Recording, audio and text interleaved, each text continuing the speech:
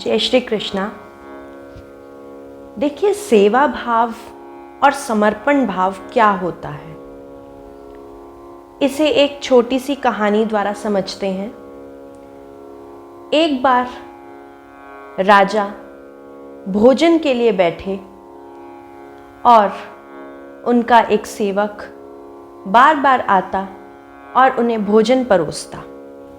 कुछ क्षण बाद जब राजा का सेवक उन्हें दाल परोसने लगा तो परोसते समय कुछ दाल के छींटे राजा के वस्त्रों पर गिर गए। राजा को बहुत क्रोध आया।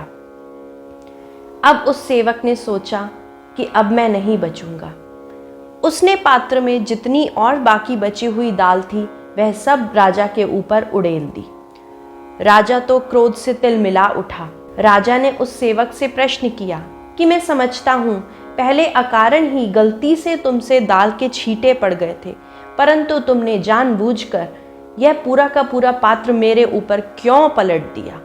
उस सेवक ने जो उत्तर दिया, राजा गंभीर स्वभाव में हो गए। क्या उत्तर दिया उस सेवक ने कि राजन, जब दाल के कुछ छींटे आपके ऊपर गिरे थे, आपका क्रोध देखकर मुझे लगा कि अब मैं नहीं बचने वाला, परंतु मैंने उसी पल यह सोचा कि अगर इतने सी बात पर आप मुझे सज़ा देंगे और यह बात प्रजा को पता चलेगी तो वे सोचेंगे कि कैसा राजा है, इतनी सी बात पर उसने अपने सेवक को सज़ा दे दी। इसलिए राजन, उस छोटी सी बात को मैंने बड़ा कर दिया कि किसी भी प्रकार आपके ऊपर लांछन ना आए, क्योंकि मैं आपका सेवक हूँ, मेरा आपके प्रति समर्पण भाव है।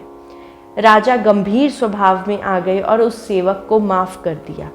उसी प्रकार हम जब भजन करते हैं, पूजा करते हैं, ईश्वर की स्तुति करते हैं, हमारी जो वाणी है टूटी फूटी है, हमारे पास शब्द ही नहीं है जिससे हम ईश्वर को रिझा सकें, और कभी कोई छोटी मोटी गलती हो भी जाती है प्रभु को रिझाने में, तो उन छोटी छोटी गलतियों को ईश्वर माफ़ कर देते हैं, क्योंकि ईश्वर हमारा सेवा भाव देखते हैं, हमारा समर्पण भाव देखते हैं।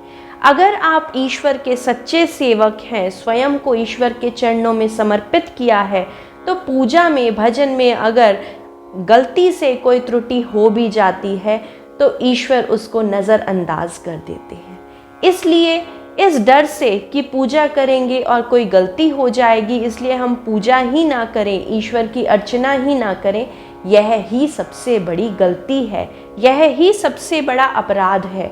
इसलिए प्रभु को स्मरण कीजिए, पूर्ण समर्पण भाव रखिए, सेवा भाव रखिए।